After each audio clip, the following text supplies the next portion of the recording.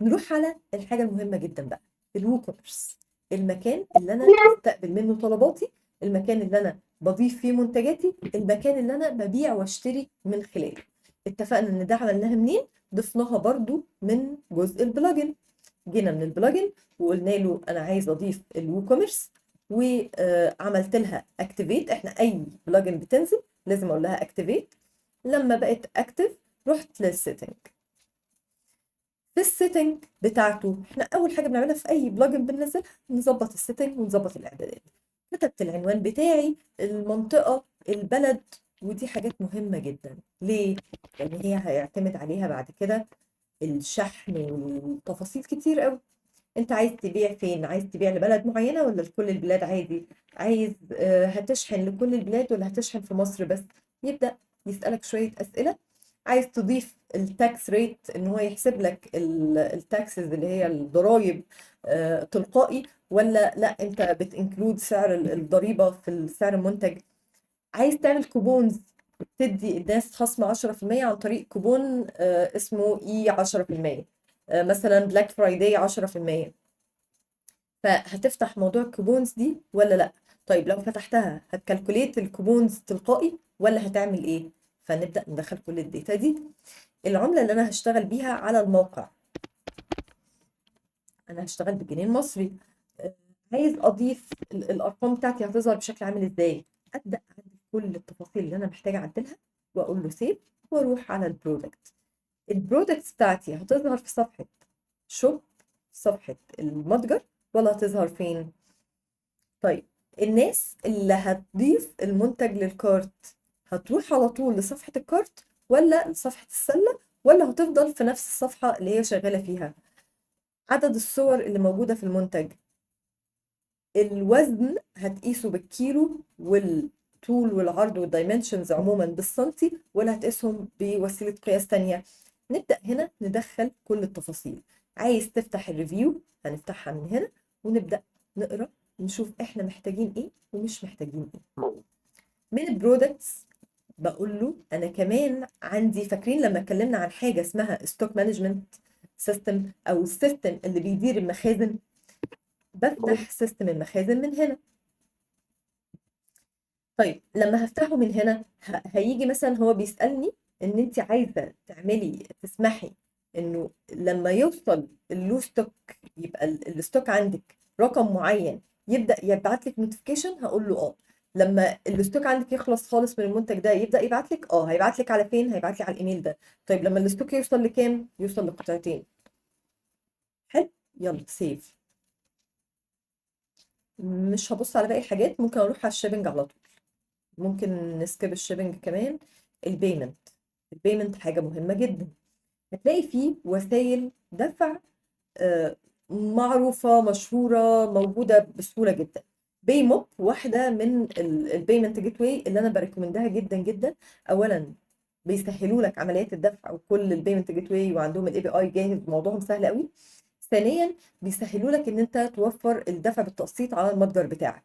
فبيعملوا كونكشن ما بينك وما بين شركة فوري، ما بينك وما بين البنوك، ما بينك وما بين سهولة وأمان والناس دي كلها. فبتوفر وزن أسبوعين ثلاثة شهر، بتوفر كل سبل الدفع وكل خلينا نقول إيه، وكل وسائل التقسيط بتضيفها على الويب سايت بتاعك. طيب أنا دلوقتي مش هفعل كل الكلام ده، أنا بس هفعل الكاش أون ديليفري. أنا عملت إيه؟ ضغطت على تيك أوفلاين بيمنت. أنا هاخد البيمنت بتاعي أوفلاين وهروح للكاش أون ديليفري، هعمل له انيبل. تعالى نعمل له مانج. التايتل بتاعي كاش اون ديليفري اهي. ده بقى اي حاجه انا عايزه اعدلها هبدا اعدلها. حلو جدا. كده ظبطت البيمنت بتاعي وفعلت ان انا يبقى الدفع بالايه، بالكاش. من جزء الشيبنج انا هعمل اد زون، هكتب ان انا بشحن لمصر كلها، وهكتب كل المناطق اللي انا بشحن لها. فانا هشحن لكل المحافظات في مصر. لو انا هشحن مثلا القاهره بس فبكتب له انا عايزه القاهره بس. لو انا هشحن في مصر كلها ما عدا القاهره فهكتب له ده. حلو. وهيقول لي البيمنت او المصاريف الشحن دي عليكي ولا عليه. انا هنا هقول له انا عايزاها فري شيبنج. يلا، مش هينفع موضوع الشحن، مش هينفع يبقى فري، فهدليت واقول له اد شيبنج. لا انا مش عايزاه، مش عايزاه فري شيبنج، انا عايزاه يبقى فلات ريت، يبقى مبلغ ثابت. المبلغ ده هنسميه شيبنج، و مش تاكسبل. المبلغ ده مثلا الشحن عندي ب50 جنيه، فخلاص بقت 50 جنيه دي هتضاف على اي اوردر جوه مصر، وهقول له سيف. انا عندي القاهرة بسعر واسكندرية بسعر، هقول له اد زون تانية. الزون التانية دي اسمها أليكس في اسكندرية، بس اختارها لي انه يبقى الفلات ريت بتاعي كام مثلا، كرييت وسيف.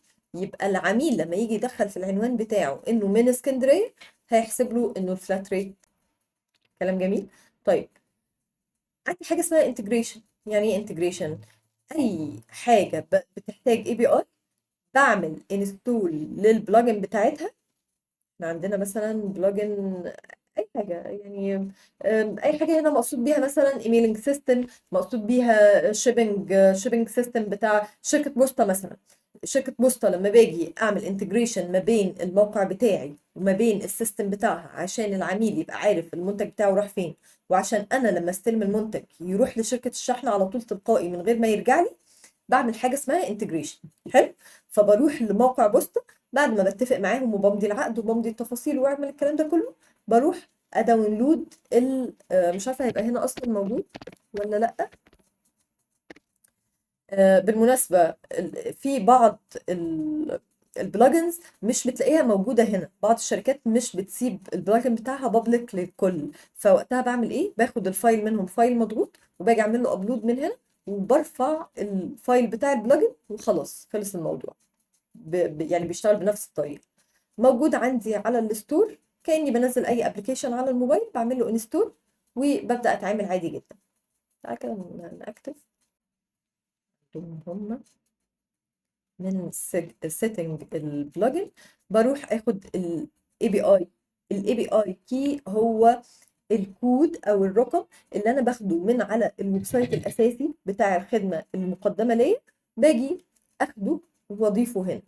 خلاص انا كده ربطت ما بين موقعي وموقعهم. اي حاجه بقى بتحصل على الموقع هنا بتبدا تسمع هناك، والعكس صحيح بشكل تلقائي. حلو. طيب، هنا ظهرت في الشيبنج، لو خدتوا بالكم ظهرت في الووكوميرس سيتنج عادي، بس في جزء الشيبنج مش في جزء الانتجريشن. طيب، يبقى في حاجات هتظهر في المكان بتاعها مظبوط، وفي حاجات هتظهر في جزء الانتجريشن حسب ما البلجن بقت بتسمح بايه. دلوقتي هتلاقوا موضوعها سهل وبسيط، قادرين نتعامل معاه. طيب، ايه كمان محتاج اظبطه وابص عليه؟ الايميلات. يعني ايه الايميلات؟ لما هيجي لي نيو اوردر هيروح لفين؟ هيروح للايميل ده.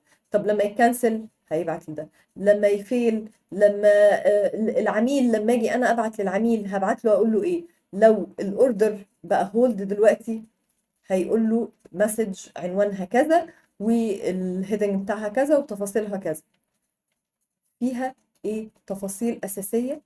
هو بيبقى عامل لك السيت اب اصلا. مين هو الووكوميرس؟ الووكوميرس اصلا بيبقى عامل لك السيت اب كامل، تيجي حضرتك تكونفيرم او تعدل الحاجه اللي انت عايز تعدلها. لا خلاص امورها تمام، فاتس اوكي، انا هكمل. طيب انا عايز اخلي الايميلات اللي بتروح للعميل تبقى شكلها جاي مني فعلا، فهتروح له من اسم ايه؟ اسم الموقع بتاعي. من ايميل ايه؟ يا ريت يبقى ايميل انفو او حاجه تبعي انا بتاعتي. اللوجو هبدا ارفع له اللوجو بتاعي، فبقى ده كده شكل الايميل اللي بيوصل للعميل، اللوجو بتاعي والاسمي والايميل بتاعي. حلو قوي. بقول له سيف، خلاص تمام كده اموري تمام، مش محتاجه اعدل اي حاجه تانية دلوقتي. الجزء الادفانس ده، لو في اي وقت لقيت انه مثلا المنتج انا بكليك على اد تو كارت وما بيروحش للكارت، يبقى هاجي للادفانسد واتاكد انه كارت بيج هي الكارت، اتاكد انه التشيك اوت بيج هي التشيك اوت، وهكذا. دي الصفحات الاساسيه اللي بيعملها الووكوميرس مع نفسه، واللي انا بس بتاكد ان هي امورها تمام. لو حاجه عندي بايظه يبقى انا عارف طريقها، ان انا هروح للووكوميرس سيتنج، هروح للادفانسد، هلاقيها في المكان ده. حلو. كل اللي احنا بنعمله ده بعمله مره واحده مش اكتر. طيب من الووكوميرس بشوف ايه تاني؟ بشوف الاوردرز، الاوردرات اللي جات لي. طب هنا احنا سايت جديد لسه ما عندناش اوردرات، تعالى كده نبص بصه على الووكوميرس الاوردرز اللي موجوده هنا. هنا هتلاقي الاوردر بيظهر لك ازاي؟ بيظهر لك حاله الاوردر ده عامله ازاي، الايميل والتليفون بتاع الشخص، الاسم والايميل والتليفون، المنتج اللي هو اشتراه، سعره كام، واي تفاصيل تانية بيبدأ يضيفها لك في المكان ده. حلو. طيب هنا ليه الكتب المجانية عملناها برودكت؟ ببساطة الكتب الإلكترونية الإي بوك اللي ممكن تكون مجانية بحطها في البرودكت عشان أقدر أكولكت داتا العميل بشكل لذيذ، بشكل يحسسه إن هو لا محتاج يبذل مجهود عشان ياخد الإي بوك ده. فأنا هنا أخدت الداتا بتاعته، اديته اللي هو عايزه، عملتها از برودكت عشان يوصله على طول بشكل تلقائي لينك الكتاب، فيبدأ يعمل له داونلود ويفضل موجود في حسابه عندي على الموقع بتاعي. ما يبقاش مجرد انه عمل داونلود ونسيني، لا هو كمان بيبقى له اكونت يعني عندي على الموقع بالظبط. طيب الكلام ده كله بقى بيتعمل ازاي؟ يبقى من هنا انا بتابع اوردراتي، الكاستمرز ده المكان اللي بشوف منه كل الكاستمرز اللي موجودين واللي سجلوا بالفعل على الموقع، وشكل اوردراتهم عامل ازاي، متوسط قيمة الطلب عندهم عاملة ازاي، المناطق اللي هم ساكنين فيها. ببدأ اشوف من هنا تفاصيل شوية اكتر، واقدر اداونلود كل داتا كاستمرز دول بكليكاية واحدة. فهو هنا بيقول لي ان هو هيبعت لي ايميل بالداتا بتاعت الكاستمرز دول. طيب من الووكوميرس كمان اقدر اشوف ايه؟ التقارير. مش احنا اتفقنا ان في مجموعة تقارير محتاج ان انا ابقى ببص عليها بشكل دوري؟ فمن هنا ببدأ اشوف كل التقارير